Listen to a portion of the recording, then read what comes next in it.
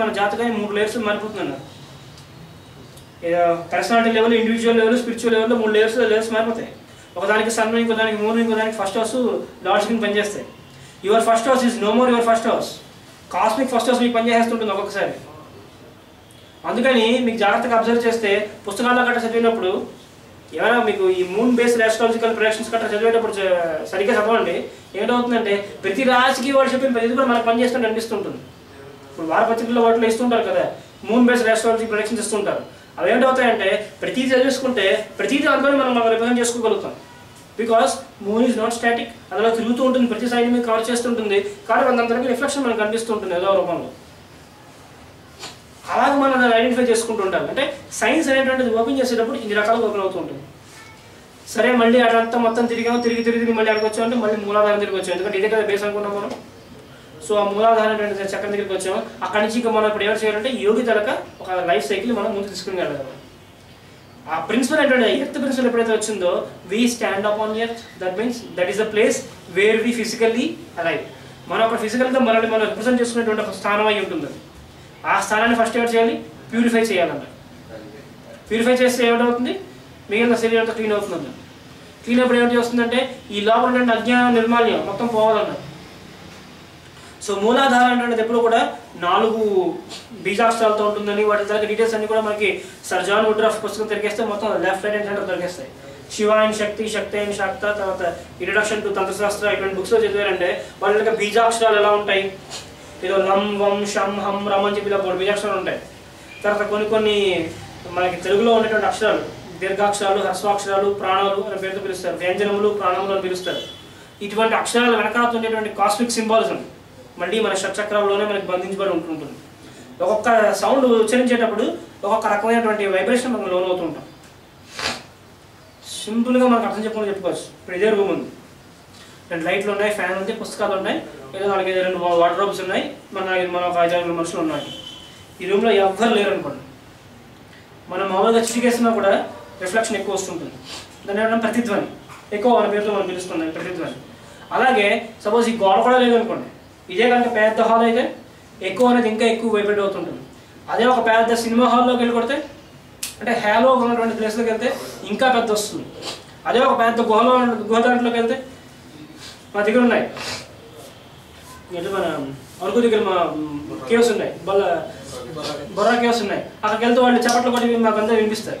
పలానా ప్లేస్లోకి 4 అడుగులు ముందుకు వెళ్తే అక్కడికి వెళ్ళి చప్పట్లు కొడితే కింద వినబడతాయి. ఇలా సేమ్ మనకి గోల్కొండలు కూడా అలాగే మనకు వినిపిస్తుంటారు. అంటే the science of echo is in the construction itself. So మనలో కూడా ఆ సైన్స్ ఆఫ్ ఎకో అని మనకు ఉంటుంది. ఆ సైన్స్ ఆఫ్ ఎకో కనుక మన బాడీలో లేకపోతే కాల్లో చీమ కొడితే మనకు ఎలా తెలుస్తుంది? ఆ ఎకోని మనం ఎలా పిలుచుకుంటాం? నర్వస్ సిస్టమ్ అనే పేరుతో మనం అర్థమయ్యేలా పిలుచుకుంటాం. నేను వెళ్తాం సార్, కారు మీద చీమ కొట్టింది, వెంటనే దులుపుకోమా? మనం ఇంకెవరితో మాట్లాడుతున్నా, మనం ఇంకెంత బిజీగా ఫోన్లో ఉన్నా, ఎన్ని లక్షల కోట్ల రూపాయల వ్యాపారం అటెండ్ చేసేస్తున్నప్పటికీ కూడా కాలు మీద చీమ కొడితే వెంటనే చీమను కొట్టేస్తాం. మనకు అది చాలా ఇన్వాల్వ్డ్ రియాక్షన్ కింద పనిచేస్తుంది. Because we're not completely involved in it, but we felt the presence of it. అంటే మన మైండే 4-5 రకాలుగా డివియేట్ అయిపోయి డిస్ట్రిబ్యూట్ అయ్యి మనకి మంచిగా పని చేస్తుంటుంది. అవునా కదా? ఒక పక్క సంతకాలు పెట్టేస్తుంటారు, ఇంకో పక్క పని చేస్తుంటారు, ఒక పక్క చాట పడితే తుడుచుకుంటారు, ఇంకో పక్క దాహం వేస్తే నీళ్ళు తాగుతారు, మధ్యలోనేమో ఎక్స్క్యూషన్ వస్తే ఎక్స్క్యూషన్కి వెళ్తారు. ఇన్ని పనులు కూడా సైమల్టేనియస్గా ఒకేసారి మనలో జరుగుతున్నప్పటికీ కూడా మన బాడీ ఏంటంటే 5-6 రకాలుగా మారిపోలేదు కదా, ఒకరే ఉంటుంది. So there is one latent force that is pulling up all these things and keeping in the center. ఈ లైఫ్ అనేటువంటి దాంట్లో ఒకటి ఫోర్స్ ఉంటుంది, అదే మనం లాగేస్తుంటుంది. ఫిజిక్స్ ప్రకారం సెంట్రిపిటల్ ఫోర్స్, సెంట్రిఫ్యూగల్ ఫోర్స్ అర్థం అవ్వడానికి, that is good. But what is that centrifugal force? That is what you call as life. ఈ లైఫ్ అనేటువంటిది ఎప్పుడు మనలో కూడా ఉంటుంది. ఇంకో పెద్ద చికాకు ఏమిటంటే మన తరగ లైఫ్ పక్క వాళ్ళ దాంట్లో మనం రిప్రజెంట్ చేసుకుంటూ ఉంటాం.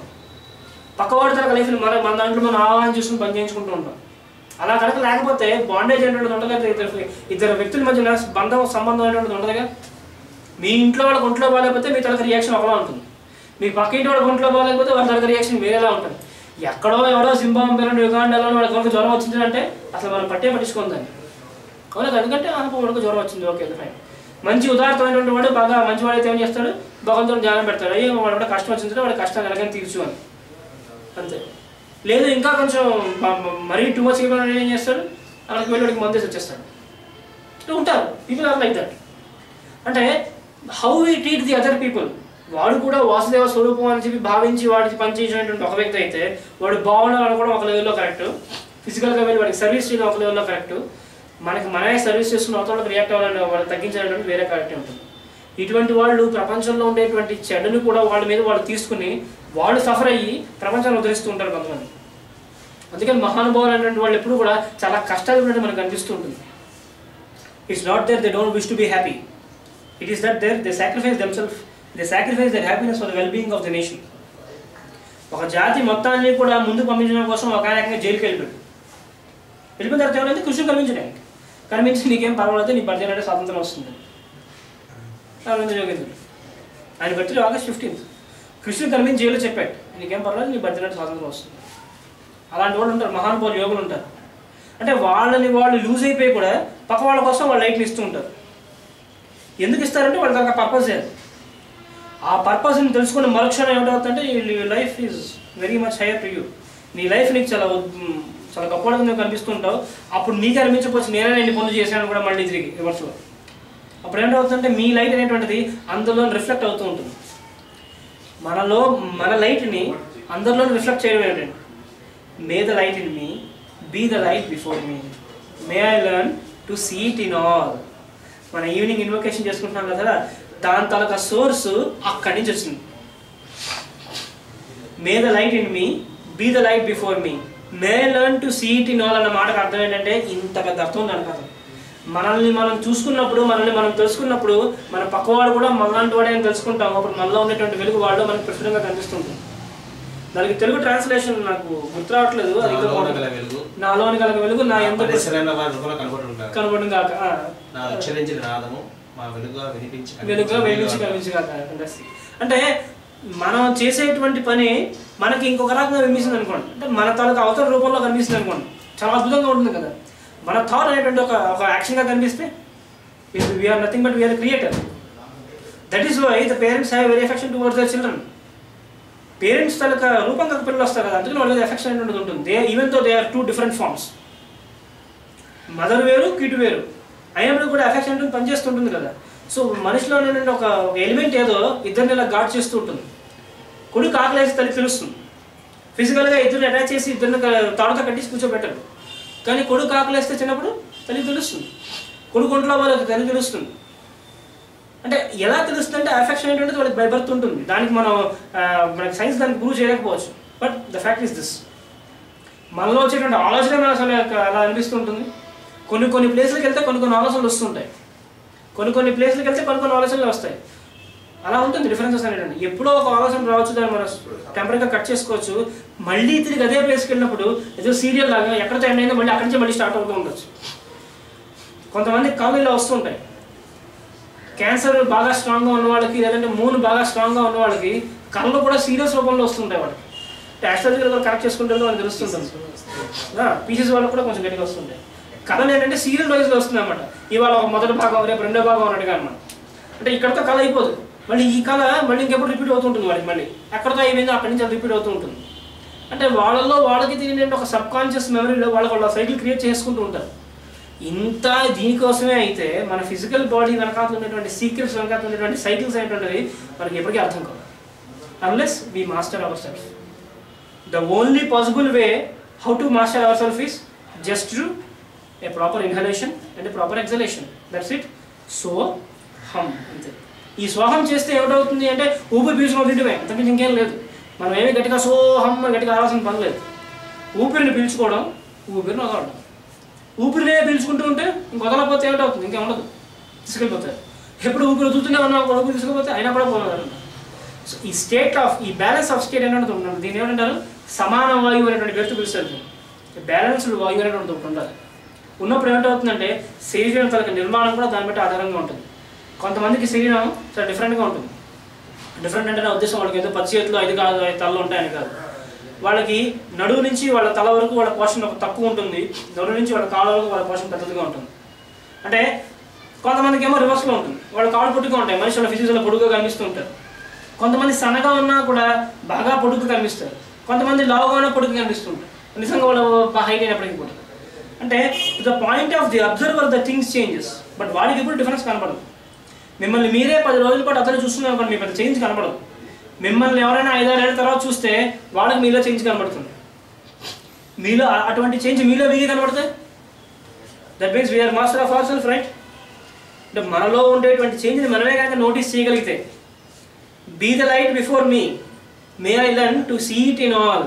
అంటే మనలో ఉండేటువంటి ఆ వెలుగునే కనుక మనం దర్శించగలిగితే అప్పుడు ఏమిటవుతుందంటే we are master. That means we have mastered our own self. అప్పుడు చేసినప్పుడు ఏంటవుతుందంటే మనలో ఉండేటువంటి 6 కాస్మిక్ సెంటర్స్ కూడా ఏమిటవుతాయి, పద్మాల కింద విచ్చుకుంటాయి.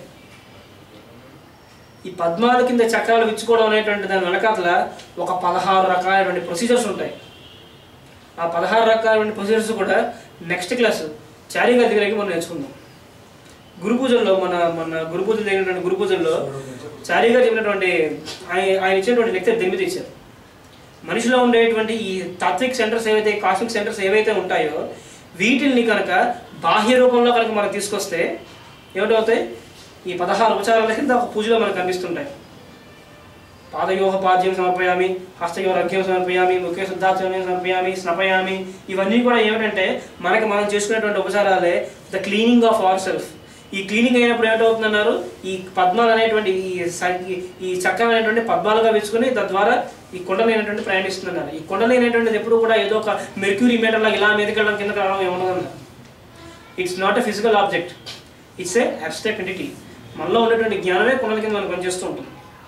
ఏదో కుంభకం రేచకం ఇటువంటి కార్యక్రమాల ద్వారా ఇటువంటి కొన్ని ప్రాసెస్ ద్వారా దాన్ని ఉద్దీపనం చేసి బాగా షూట్ చేసినటువంటి వాళ్ళు కూడా మనకు కనిపిస్తుంటారు. అది కనుక నెగిటివ్ ప్రాసెస్ అయిపోయింది అనుకోండి పొరపాటున, మధ్య ఎవరిలో అక్కడ స్టక్ అయిపోతూ ఉండిపోతారు. యూజువల్లీ స్లంబర్స్లోకి వెళ్ళిపోతారు, లేదంటే నెగిటివ్ వైపు వెళ్ళిపోతుంటారు, లేదంటే డబ్బులోనో సెక్స్లోనో పడిపోయి కింద పడిపోతుంటారు. దాన్ని సమానంగా బ్యాలెన్స్ చేయగలిగిన వాడు పక్కన గురువు ఉండకపోతే కొన్ని పనులు చేయకూడదు అంటారు. ఈ శ్వాసకు సంబంధించినటువంటి ప్రక్రియ చేసేటప్పుడు గురుతర సమస్యల్లో కొంతమంది చేయమంటారు. ఎందుకంటే ఆ ప్రాసెస్ వాడు దాన్ని తప్పుగా చేస్తే వాడికి అది ఇబ్బంది అవుతుంది. ఈ శ్వాస అనేటువంటిది ఎప్పుడు మనం తప్పు చేసే అదృష్టం మనకి ఇవ్వదు. నేను ఈ రోజు నుంచి గాలి పీల్చుకోకూడదు అని మీరు అనుకుంటే నెక్స్ట్ సెకండ్ మీకు ఆయాసంలో వస్తుంది, నెక్స్ట్ మీరు ఊపిరి పీల్చుకుని తీరుతారు. నేను ఈ రోజు నుంచి ఊపిరి పీల్చుకోను అని ముక్కుకి అంటే గుడ్డ కట్టుకుని కూర్చుంటే ఏమిటవుతుంది, నెక్స్ట్ సెకండ్ మీకు ఆయాసం వచ్చేస్తుంది, ఖచ్చితంగా తీసేస్తారు, మీరు ఆగు పీల్చుకుంటారు. అంటే మిమ్మల్ని సైతం, అంటే మన మైండ్ని సైతం కంట్రోల్ చేసినటువంటి ఒక అబ్స్ట్రాక్ట్ ఎలిమెంట్ మన బాడీలోనే ఉంటుంది. మనం దాన్ని నోటీస్ చేయాలంతే. ఈ నోటీస్ చేసినప్పుడు ఏమిటవుతుందంటే we are one with that element, then we will be called as Parabrahma. ఈ పరబ్రహ్మ అనేటువంటి వాడు ఎక్కడ ఉంటాడు, ఈ టెంపుల్లో ఉంటాడు. ఈ టెంపుల్ ఏమిటి, ఫిజికల్ బాడీ. ఈ టెంపుల్కి ఉన్నటువంటి ఫిజికల్ బాడీలు ఎవరు ఉంటాయన్నారు, బోల్డ్ ఆయుధాలు ఉంటాయంటారు. ఈ పాంచజన్యము, గాంధీవము, కౌముది ఇవన్నీ కూడా మనలోనే ఉంటాయంటారు. ఈ ఉండేటువంటి ఎలిమెంట్స్ అన్నింటినీ కూడా ఎవరో కొంతమంది చెట్టు కట్టేసి మీద పెట్టేస్తారట, వాళ్ళు లూజ్ అయిపోయి ఇంకో దానికి వెళ్ళిపోతారట. విరాట పర్వం అంటే ఇదే మొత్తం అంతా కూడా. విరాట పర్వంలో ఏంటంటుంది అదే కదా, దే లాస్ట్ దెమ్సెల్ఫ్. వాళ్ళు ఎవరు తెలియకుండా, పబ్లిక్ తెలియకుండా వాళ్ళు హైడ్ చేసుకుని బతుకుతారు కొన్నాళ్ళ పాటు. మళ్ళీ బయటకు వచ్చేటప్పుడు ఏమవుతారంటే మళ్ళీ విజృంభిస్తారు. వాళ్ళ ఆయుధాలు వాళ్ళు తీసుకుని అంతా ముందుకెళ్తూ ఉంటారు. అంతవరకు ఆయుధాలన్నింటినీ కూడా ఒక శవం రూపంలో కడతారు. ఆ శవం రూపంలో మన బాడీ అని చెప్పి మా శ్రీకి గారు చెప్పారు. ఆ లెక్చర్స్లో అలా కనిపిస్తుంటుంది. ఈ విజ్ఞానం అంతటినీ కూడా మనకి ఉంటుందా అంటే మన మీద ఉంటుందన్నారు. The wisdom is always structured అనే 2 పిల్లర్డ్ ఆర్చ్ అన్నారు. ఒక 2 పిల్లర్స్ ఉన్నటువంటి ఆర్చ్ మీద మొత్తం మన సమస్తం లిఖించబడి ఉంటుంది. దాని మీద ఉన్నటువంటి జ్ఞానమే మనకి ఎప్పుడు పనిచేస్తుంటుంది. This is called the symbol of pi. సుమారుగా మనకి చెప్పుకోవచ్చు. దేవాలయాల్లో మకర తోరణం అని మనం దేనైతే పిలుచుకుంటామో అది కూడా సుమారుగా మనకి ఇదేలా కనిపిస్తూ ఉంటుంది. మకర తోరణం దేవాలయాలు మకర తోరణం కనిపిస్తుంది. దాని మీద ఏమి ఉంటుందంటే మొత్తం టెంపుల్ అంతా కూడా దాని మీద బేస్ అయి ఉంటుంది. గోపురం ఉంటుంది కదా, దాని మీద మకర తోరణం అంటారు. అందులోపలికి వెళ్తే ఏమిటవుతుంది, the moment when we travel inside will find the identity. లోపల ఉండేటువంటి మూర్తి మనకు కనిపిస్తుంది. ఆ మూర్తి అనేటువంటిది ఎప్పుడు కూడా నువ్వు చూడగలిగితే నీకు మూర్తి కింద కనిపిస్తుంది. లేకపోతే స్వామివారి విగ్రహం, రాతి విగ్రహం అంటే మంచి చక్క అన్నీ పెట్టారండి. వజ్రం కిరీటం అంటే ఆయన ఎవరో ఇచ్చారంటే వజ్రం కిరీటం పెట్టారు. తోమాల సేవట కింద పువ్వులు పెట్టారు, చాలా బాగుందని మాత్రమే కనిపిస్తుంది. నిజంగా ఆ జ్ఞానాన్ని చూసేటువంటి వాడికి సాక్షాత్తు వెంకటరమణ ఎదురుంటే కనిపిస్తుంది. లేకపోతే వజ్రం కిరీటమే కనిపిస్తుంది. అంటే ఫిజికల్గా ఉన్నటువంటి అటాచ్మెంట్సే కనిపిస్తే తప్ప లోపల తత్వాన్ని మిస్ అయిపోతూ ఉంటాం మనం అన్నారు. అందుకని మనం ఏంటంటాం, మన బాడీకి అంటే పెద్దవాళ్ళు చెప్పినటువంటి మాటలో ఉన్నటువంటి సత్యం అలా ఉంటుందన్నమాట. శరీరం అలసిపోయింది అనేటువంటి మాట వేరు, నేను అలసిపోయినటువంటి మాటకు అర్థం వేరు. నేను బాగా అలసిపోయాను ఒక అర్థం ఉంటుంది, శరీరం బాగా అలసిపోయింది దీనికి రెస్ట్ ఇవ్వాలి ఒక అర్థం ఉంటుంది అందులో. అంటే మనం ఏదో గొప్పతనం మనకు మనం గౌరవించుకుంటున్నామని కాదు, మనలో ఉండేటువంటి శరీరం అనేది మనకు ఒక ఆయుధం. It's it is our instrument. దీనికి ఎప్పుడు రెస్ట్ ఇవ్వాలో అప్పుడు రెస్ట్ ఇవ్వాలి, ఎప్పుడు పంపించాలో అప్పుడు పంపించాలి. సో దాహం వేస్తే ఏం చేయాలి? నీళ్ళు తాగాలి, నీళ్ళు తాగాలి దాహం వేస్తే.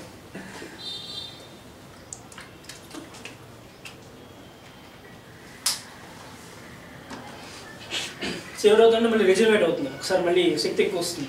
ఇంకొంచెం గట్టిగా చెప్పచ్చు. సో ఈ శక్తి అనేటువంటిది కూడా మనలోనే లేటెంట్గా పనిచేస్తుంటుంది. దాని తర్వాత రిక్వైర్మెంట్ మళ్ళీ మనకే తెలుస్తుంటుంది. మనకు అలసిపోయే విషయం మనకు ఎవరైనా చెప్పాలా? అక్కర్లేదు, మనకే తెలుసు.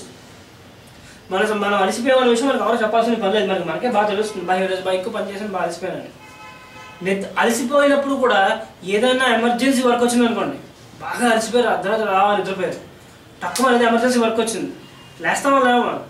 ఇంట్లో వాళ్ళకి ఏదో ప్రమాదం జరిగింది, వెంటనే లేచి యాక్టివ్గా పనిచేస్తాం చేయమా? ఆ అలసట అంతా ఎక్కడ పోయిందండి మళ్ళీ? అంటే మన ఫిజికల్గా మనకు ఉండేటువంటి అలసటను కూడా ఓవర్కమ్ చేయగలిగేటువంటి ఒక మానసికమైన శక్తి మనలోనే ఉంటుంది. జ్యోతిష సాంప్రదాయం ప్రకారం ద 12th హౌస్ అని మనం ఏదైతే పిలుచుకుంటామో ఆ శక్తి అంతా కూడా ఆ 12th హౌస్లో ఉంటుంది. ఎవరు 12th హౌస్లో వాళ్ళకు ఉంటుంది. కాస్మిక్ 12th హౌస్ అంటే పీసీస్, ఇంకెవరికో 12th హౌస్ అంటే ఏదో యారిస్ అవ్వచ్చు. వాళ్ళు ఇంకా first house saris 12th house ఏమిటి అవుతుంది? యారిస్ అవుతుంది. అంటే ఇక్కడ ఫస్ట్ హౌస్ అక్కడ మళ్ళీ మారిపోయింది కదంటే వాళ్ళ పర్సనల్ చార్ట్ బట్టి ఉంటుంది. వాళ్ళ తనక లేటెంట్ ఎనర్జీ అంటాం మనం దాన్ని. అంటే సబ్కాన్షియస్గా మనలోనే ఉంటూ మనలో పనిచేసేటువంటి ఎనర్జీ. మాస్టర్ గారు దీనికి చాలా అద్భుతమైన డెఫినేషన్ ఇచ్చారు. ఒక బకెట్తో నీళ్ళు ఉన్నాయి, ఆ బకెట్తో నీళ్ళు ఎత్తేటప్పుడు ఒక కొంత ఎనర్జీ మనం యూజ్ చేస్తాం. ఒక గ్లాస్ ఉంది, ఆ గ్లాస్తో నీళ్ళు ఎత్తేటప్పుడు బకెట్ అంత ఎనర్జీ యూజ్ చేయం, చిన్నది యూజ్ చేస్తాం. లేదా పక్కనకి ఏదో పుస్తకం ఉంది, దాన్ని ఏదో పైకి లేపుతాం, ఏదో ఎత్తుతాం, దీని ఎనర్జీ కూడా దాని ఎనర్జీ తక్కువ ఉంటుంది. ఇంకా చిన్న పేపర్ ఏదో ఉంది, దాన్ని ఎత్తేస్తాం పైకి. అంటే ఈ ఎనర్జీ లెవెల్ అనేటువంటిది ఎప్పుడైతే మనకు తగ్గుతూ పెరుగుతూ వస్తుందో ఆ డిఫరెన్స్ అనేటువంటిది మళ్ళీ మనలోనే ఉంటుంది. మనం ఎక్కడికి మారిపోం కదా. బకెట్ నీళ్ళు ఎత్తాలనుకున్నప్పుడు మనతో లావ్ అయిపోయి, పుస్తకం ఎత్తాలనుకున్నప్పుడు మళ్ళీ సన్నగా అయిపోయి ఉంటాం మనం. మన శరీరం ఇంతే ఉంటుంది, కానీ the time of usage of the energy that will actually matter. ఒక పెద్ద బకెట్ ఉన్నది అనుకున్నప్పుడు దాన్ని ఎత్తాలి అంటే దాని ఒక మైండ్లో ఒక ప్రిపరేషన్ ఉంటుంది మనకు ఆటోమేటిక్గా.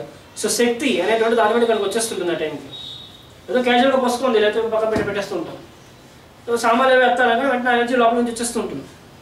సో మనలోనే ఉంటూ మనల్ని కొత్తగా పరిచయం చేస్తూ మనలోనే ఫిజికల్ యాక్టివిటీ చేసేటువంటి శక్తి మనలో ఉంటుంది. ఆ శక్తి ఎప్పుడు కూడా మనకి మూలాధార చక్రం దగ్గర ఉంటుంది. ఆ మూలాధార చక్రం నుంచి వర్క్ చేసినప్పుడు కూడా స్పిరిచువల్ ఎలిమెంట్ అవుతున్నప్పుడు కూడా ఈ స్వాదిష్టానం, మణిపూరకం, అనాహతం నుంచి ట్రావెల్ చేస్తుంటుంది. ఈ అనాహతం అనేటువంటి దాని మీద వచ్చినప్పుడు ఏమిటవుతుందంటే మనసు ఎప్పుడు కూడా ప్రేమమయమైపోయి ఉంటుంది. ప్రతివాడి మీద కూడా లవ్ అండ్ ఎఫెక్షనే ఉంటుంది. వాడు ఎంత విధమైనప్పటికీ కూడా అయ్యే పాపం పోలేదు అనిపిస్తూ ఉంటుంది. అంటే వాళ్ళ తర్వాత నేచర్ ఎంత ఉంటుందో తెలుసా? ఒక ఎగ్జాంపుల్ చెప్తాను. వాడు ఎవడో వచ్చాడు దొంగతనం చేశాడు అన్నాడు, పాపం వాడికే అవసరం వచ్చిందో అన్నట్టు అవతల. అంటే వాడి తలక లెవెల్ అలా ఉంటుంది.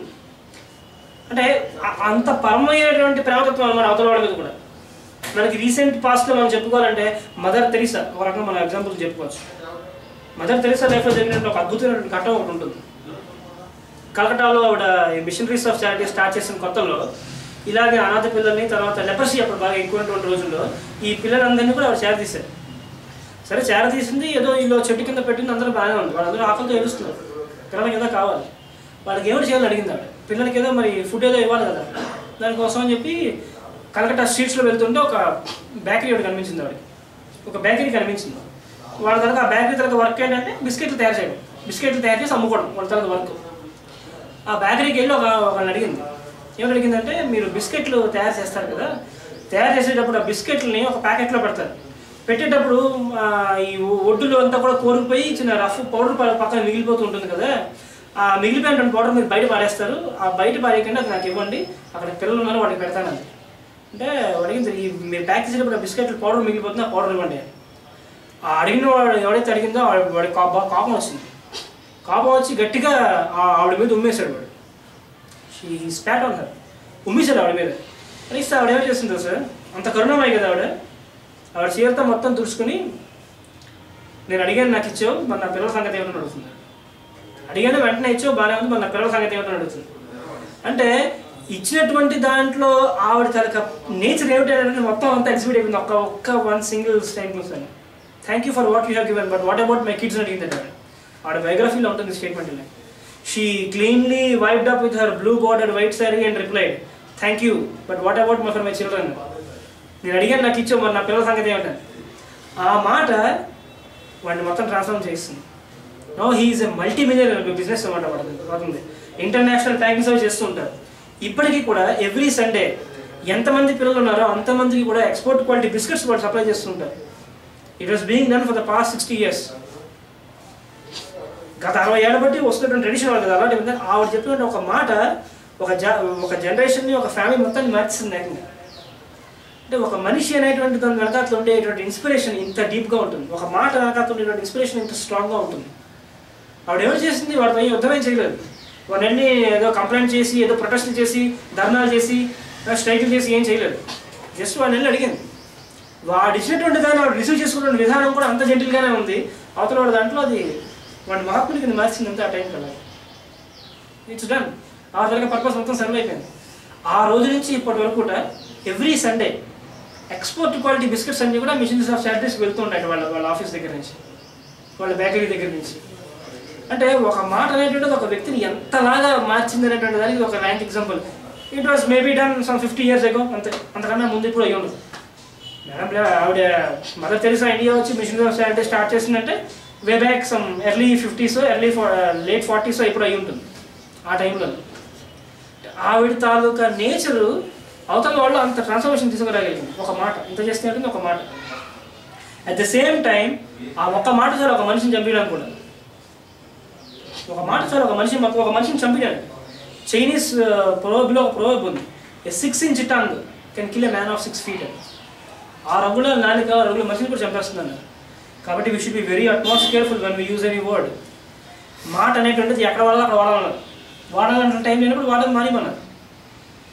ఎక్కడ వాడాలో అక్కడ మొత్తం ఖచ్చితంగా మాట్లాడమన్నారు. మళ్ళీ పైథాగరన్ ప్రిన్సిపలే మళ్ళీ కూడా మనకు కనిపిస్తుంటుంది. Instead of talking something non sense, keeping silent is better. Instead of talking something non sense, remaining silent is better అన్నాడు. Instead of remaining silent, talking something useful is much better అన్నాడు వెంటనే. అంటే భగవంతుడు అనేటువంటి వాడు నీకు నోరిచ్చాడు కాబట్టి అడ్డమైనవి వాకుండా ఏది పర్పస్ఫుల్లో అది మాత్రమే మాట్లాడాలని ఆయన ఉద్దేశం. ఏమీ లేనప్పుడు సుఖంగా హాయిగా మౌనంగా ధ్యానంగా చేసుకున్నాను. అవసరం వచ్చినప్పుడు నేను మౌనంలో ఉన్నాను, నేను ధ్యానంలో ఉన్నాను కదా, మళ్ళీ బెంకు చేయకు, అవసరం వచ్చినప్పుడు మాట్లాడను. ధర్మానికి అధర్మం జరిగేటప్పుడు, ధర్మానికి ఇబ్బంది జరిగేటప్పుడు ప్రతిఘటించినటువంటిది ఉండాలి. That is nature of a true soldier. దేశానికి యుద్ధం జరుగుతున్నారు, దేశానికి ఆపద వచ్చింది, నేను ఇంట్లో కూర్చొని భగవంతుని పూజ చేస్తానంటే దానివల్ల ఉపయోగం లేదన్నారు. కత్తులకు ముందు రోడ్డు మీదకి వెళ్ళన్నారు. అంటే దేశాన్ని కాపాడడం అనేటువంటి ఒక విషయం వచ్చినప్పుడు దీనిలో సాక్రిఫైస్ చేసుకోవడం తప్పలేదన్నారు. Because country first. That is what the people in army, navy and air force do, right? మనకు తెలియదు అక్కడ వాళ్ళు ఎంత సెల్లో ఉన్నారు, ఎవరు చేస్తున్నారని. మనకి మార్చ్ వచ్చేసరికి ఎండాకాలం అంటే అని అనుకుంటాం. ఆ ద్రాస్ సెక్టార్లో నేను అక్కడెక్కడోని వాళ్ళు ఎక్కడో లడాఖ్లో బతుకుతూ ఉంటారు. వాడికి సూర్యుడు వస్తే వాళ్ళు పండుగ చేసుకుంటారు. అలా ఉంటుంది వాళ్ళ తరగతి లైఫ్ అక్కడ. They live in a temperature of -20 and -30 degrees. They don't know what is day and what is night at times. వాళ్ళకి మొత్తం చీకటే ఉంటుంది, మొత్తం వెళ్తూనే ఉంటుంది. వాళ్ళకి తెలియదు కూడా ఏది రోజు ఏది డే ఏది నైట్ అనేటువంటిది. అంటే వాళ్ళ తరగతి లైఫ్ అంటే అంతలా సాక్రిఫైస్ అయిపోతే తప్ప మనం ఇంత హ్యాపీగా ఉన్నాం. అప్పుడు అటుపక్క నుంచి పాకిస్తాన్, ఇటుపక్క చైనా వాళ్ళు వచ్చారు అనుకోండి దేశంలోకి, ఏమిటవుతుంది? ఇప్పటికే చైనా వాళ్ళు మిగిలిన వాళ్ళందరూ కూడా ఈ వస్తువుల రూపంలోని బయోవార్ రూపంలోనే ఎంటర్ అయిపోతున్నారు. నిజంగా వాళ్ళే కనుక ఆర్మీ ఎంటర్ అయిపోతే it's a very bad time to the nation. దేశం ఏంటంటే చాలా అర్థమైనటువంటి పరిస్థితిలోకి వెళ్ళిపోతుంది. ఇప్పుడు ఏమో చేస్తారంటే మాస్టర్స్ అయినటువంటి వాళ్ళు ఈ సోల్జర్స్ రూపంలో వాళ్ళు ప్రతిఘటిస్తుంటారు, వాళ్ళు పనిచేస్తుంటారు. వాళ్ళ తర్వాత పీరియడ్ వచ్చినప్పుడు ఒక్కొక్క సోల్జర్స్ చనిపోతుంటారు. ఈజ్ లైక్ ఈ యుద్ధంలో చనిపోయినటువంటి సైనికులు అంటే ఒక జన్మలో వాళ్ళకి ఎలివేషన్ వచ్చినట్టు లెక్క. మనిషి జన్మ తీసుకున్నప్పుడు అది పరిపూర్ణత చెందాలంటే 5-6 బర్త్లు తీసుకోవాలి. ఒక బర్త్లో దేశానికి కోసం సాక్రిఫైస్ అయిపోయి సోల్జర్గా బతకాలి. ఒక బర్త్లో ఇంకొకరికి బర్త్ ఇచ్చేటువంటి ఫామ్లో బతకాలి. అంటే ఒక బర్త్లో లేడీగా బతకాలి. ఇంకొక బర్త్లో దేశానికి సర్వీస్ చేసేటువంటిగా ఉండాలి. ఇంకొక బర్త్లో 10 మందికి మార్గనిర్దేశం చేసి క్లాసులు చెప్పి పుస్తకాలు రాసి 10 మందికి ఏదో చేద్దాం అనేటువంటి ఒక తపంతో ఉండాలి. చేసేటువంటి వాళ్ళకి ఆపర్చునిటీ వస్తుంది. ఇంకొక జన్మలో 10 మందిని లీడ్ చేసేటువంటి మాస్టర్ అయి ఉండగలగాలి. అటువంటి వాడు పొలిటీషియన్ అయినా అవ్వచ్చు, ఒక పెద్ద గ్రూప్కి లీడర్ అయినా అవ్వచ్చు, ఒక మంచి ఫాలోయింగ్ ఉన్నటువంటి లీడర్ అవ్వచ్చు, లేదా ఒక కోట్లకు పడగట్టిన కోటీశ్వరుడు అయి ఉండి మొత్తాన్ని కూడా కంపెనీలు, ఫ్యాక్టరీలు కట్ట పెట్టి చేసిన వాళ్ళు అయి ఉండొచ్చు. అంతే కదా. టాటాస్ అండ్ బిర్లాస్ వాళ్ళంతా కూడా యోగులు, వాళ్ళంతా సిద్ధులు, వాళ్ళంతా కూడా. Because out of one small idea now they have constructed very big empire. So thousands of people వాళ్ళ పేరు పట్టుకుని బతకలేదు ఈరోజు. బతుకుతున్న వాళ్ళందరూ వదలై ఉండొచ్చు కొంతవరకు, కానీ ఆ ప్రాపర్టీ వాళ్ళు స్టార్ట్ చేసినటువంటి ఆ సోల్ థింగ్ ఏదైతే ఉంటుందో, the deepest intention inside their brain, that's a very constructive thing. అవును కదా, they are the top most producers of very great things మనకి ఇప్పుడు ఇండియాలో. అలాగే ఇంకేదో కంపెనీస్ అంతా ఉన్నాయి, వాళ్ళందరూ కూడా ఎంతమంది ఎంప్లాయ్ చేసి వెళ్తున్నారంటే they are standing up on their own feet and they are creating some opportunities. 10 మంది లీడ్ చేస్తున్నారు లేదో వాళ్ళు. అవును కదా, ఒక కంపెనీ ముగిస్తారంటే 10,000 మంది నిరుద్యోగులు అయిపోతారు. ఇంతమంది వెనకాతలో ఉండేటువంటి ఆ కన్స్ట్రక్టివ్ ఐడియా ఏదైతే ఉంటుందో అది మళ్ళీ మాస్టర్స్గా వర్క్ అయి ఉంటుంది. అది చేసినటువంటి వాడు, దాన్ని ఇంప్లిమెంట్ చేసినటువంటి వాడు ఎంత రూట్ ఫెయిల్ అయినా అవన్నీ మనకు అవసరం, కానీ వాడి ద్వారా ఆపరేట్ అయింది కదా, that is what it is important. వాడు సిగరెట్లు తాగుతారండి, కానీ వాడు వెదవండి ఎన్నో ఒప్పుకోవడం లేదు. వాడు చేసినటువంటి మహత్తరమైన కార్యాలయం అయి ఉంటే చెప్పలేము మనం. అదే మాస్టర్ గారు కూడా చెప్తారు, ఈకే గారిని కేవలం తెలుగు పొలిటిగా చూసిన వాళ్ళు లేదు, వాళ్ళు అవలవల్లోనే చూసిన వాళ్ళు ఉంటారు. అయితే ఈయన మహాయోగుడు అంటే సిద్ధుడు అని చూస్తూ ఒక రకంగా చూసిన వాళ్ళు ఉంటారు. ఈయన మంచి స్కాలర్ అండి, పద్యాలు శ్లోకాలు బాగా రాస్తారు, ఇతనికి మంచి తెలుగు వచ్చింది అనుకుంటే వాడికి ఈకే గారు ఆలయంలోనే కనిపిస్తారు. స్పిరిచువల్ ఆస్ట్రాలజీని చదువుకోవాలి ఆ లెవెల్లో అర్థమైతే వాడికి ఆ లెవెల్లో కనిపిస్తారు. ఈయన పరమగురువు అంటే, ఈయన మాస్టర్ అంటే, ఈయన మించిన వాడు ఇంకెవరు లేరండి, ఈయన పరమగురువు అని దర్శించినప్పుడు వేరే వాళ్ళు కనిపిస్తారు. ఆయన భౌతికంగా లేకపోయినప్పటికీ ఆయన తన ప్రెసెన్స్ని ఫీల్ అవుతాం అనేటువంటి విషయం తెలిసినప్పుడు ఏమవుతుందంటే మనం ఆయన ప్లేన్లోకి వెళ్ళిపోతాం. ఆ ప్లేన్లో కనుక మనం వెళ్ళిపోగలిగితే, ఎప్పుడు కనుక అదే ప్లేన్లో కనుక ఉండగలిగితే, that is called Brindavanam. Brindavanam అనేటువంటి మాట కనుక మనకు అర్థం ఉంటుంది. Every time, everywhere, every point of time we live in the consciousness of that one great soul. మనం అర్థం కావడం కోసం కృష్ణుడు అనుకోవచ్చు, కృష్ణాచార్య గారు అనుకోవచ్చు, మాస్టర్ ఈకే అనుకోవచ్చు, లేదా ఇంకేదైనా ఒక పరబ్రహ్మమైనటువంటి ప్రిన్సిపల్ తీసుకోవచ్చు. అసలు ఈ పరబ్రహ్మం అనేటువంటి ప్రిన్సిపల్ అంటే ఇంత డీపెస్ట్ కాన్సన్ట్రేషన్లోని, ఇంత డీపెస్ట్ ప్లేన్లోని, where we are not separate from the divine soul. కృష్ణుడికిను ఈ వీళ్ళకి అభేదమైన స్థితి ఉండేది. వీళ్ళ ఇంట్లోకి వెళ్తే వాళ్ళ ఇంట్లో పిల్లల్లో కృష్ణుడు కనిపించేవాడు, వాడు బయటకు వెళ్తే వాడు వెళ్ళి వాళ్ళ కృష్ణుడు కనిపించేవాడు. వాడికి గోపికలకి గోపాలకు అందరికీ కూడా. అందుకని అప్పుడు ఏం చేసేవారు, అందరితో వాళ్ళు డ్యాన్స్ చేసుకునేవాడు. ఎదుగుంటే కృష్ణుడితో ఎవరు చేస్తారు, ఇంట్లో వెళ్ళగానే పెళ్ళం పిల్లలు వాళ్ళ ఇంట్లో ఉన్న ముసలిదాన్ని కూడా వాడు కృష్ణుడే కనిపించేవారు అందరితో కూడా. So Lord Krishna was everywhere then. Correction, not was, is. ఇప్పటికి కూడా ఆయన ఇంకా ఉన్నాడు. He's everywhere and he's in everybody. అప్పుడు ఏమిటవుతుంది, మనం దాన్ని రిలీజ్ చేయడమే మనం చేసినటువంటి వర్క్ అవుతుంది. మనం దాన్ని రిలీజ్ చేసుకున్నప్పుడు ఏమిటవుతుంది, we are in the state of Brindavanam. అంటే ఆయనతో పాటు మనం కలిసినటువంటి ప్లేస్లోకి వెళ్ళిపోతాం. కాబట్టి మనం ఆయన లెవెల్కి వెళ్ళిపోతాం. వెళ్ళిపోయినప్పుడు ఏమిటవుతుంది, we are one with them. That is called అద్వైతము, right? No to non dualness అనేటువంటి వెళ్ళిపోతుంది. వెళ్ళిపోయినప్పుడు ఏమిటవుతుందంటే అక్కడ మనం ఇంకా దాన్ని ప్రార్థించడం మిగులుతుంది. అక్కడ నన్ను ఈ స్టేట్లో ఉంచావు, ఈ స్టేట్ నుంచి మళ్ళీ దాని కింద దింపికు, ఈ స్టేట్లో నన్ను కాపాడుతూ ఉండు, నా తర్వాత వాళ్ళందరినీ కూడా రక్షించుకుని తీసుకెళ్తూ ఉండు. దానికి ప్రిమిటివ్గా మనం ఏమనుకుంటాం, అసతోమా సద్గమయ, lead us from non real to the real. అంటే మన బేసిక్ ప్రార్థన అదే కదా అవుతుంది ఇప్పుడు కూడా. అసతోమా సద్గమయ అంటే సత్యం అనేటువంటిది ఏది ఉంటుందో దాని వైపు మనం తీసుకెళ్ళు, ఈ అసత్యం నుంచి సత్యంలోకి తీసుకెళ్ళు. ఫస్ట్ మెడిటేషన్ మనం తీసుకునేటువంటిది. సెకండ్ది తమసోమా జ్యోతిర్గమయ. తమస్సు అంటే చీకటి, ఏదైతే చీకటి ఉంటుందో ఆ చీకటి నుంచి వెలుగులోకి మనం ట్రాన్స్ఫార్మ్ చేయాలి, అయిపోయింది. మూడోది ఏమిటి, మృత్యోర్మ అమృతంగమయ.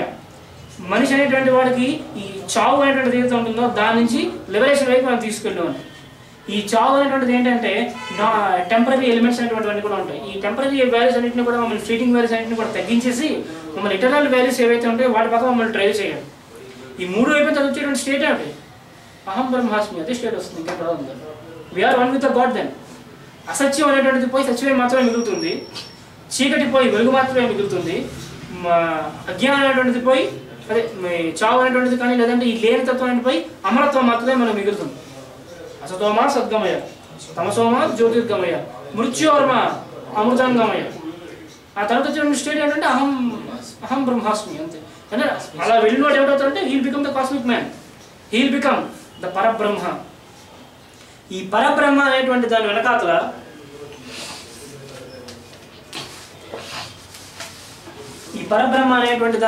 ఉండేటువంటి ఒక చిన్న ప్రిన్సిపల్ ఒకటి ఉంటుంది. దాన్ని మనం ఏం పిలుచుకుంటామంటే మనకు అర్థం కావడం కోసం the creation behind all this creation, that is called mother nature అని ఇంగ్లీష్లో అనుకుంటాం, తెలుగులో మూల ప్రకృతి అనేటువంటి పేరుతో మనం పిలుచుకుంటాం. ఈ మూల ప్రకృతి అనేటువంటిది ఎలా పనిచేస్తుంది అనేటువంటి దానికి మహానిర్మాణ తంత్రశాస్త్రంలో ఒక 2 శ్లోకాలు ఉన్నాయి. ఆ 2 శ్లోకాలు చెప్పుకుని వాటి దానికి డెఫినేషన్ చెప్పుకుని ఈరోజు క్లాస్ మనం కమెంట్స్ చేసుకుందాం. కంక్లూడ్ చేసుకుందాం. On the sankalpa shakti of the lord forms this creation. On the sankalpa shakti of the lord forms this creation. దీన్ని మనకు అర్థం చేసుకోవాలంటే ఇచ్ఛాశక్తి, జ్ఞానశక్తి, క్రియాశక్తి స్వరూపిణి అమ్మవారు మనం ఇలాగే పిలుచుకుంటాం. ఇచ్ఛాశక్తి, జ్ఞానశక్తి, క్రియాశక్తి స్వరూపిణి అనేటువంటి పేరుతో మన అమ్మవారి లలిత శాస్త్రంలో మనం కీర్తించుకుంటాం. ఆ ఇచ్ఛాశక్తి అంటే ఏమిటంటే this is called the sankalpa శక్తి. ఇచ్ఛ అనేటువంటి మాటతో దాన్ని పిలుస్తాం. ఇచ్ఛ అంటే she wishes that creation should be done and it was done.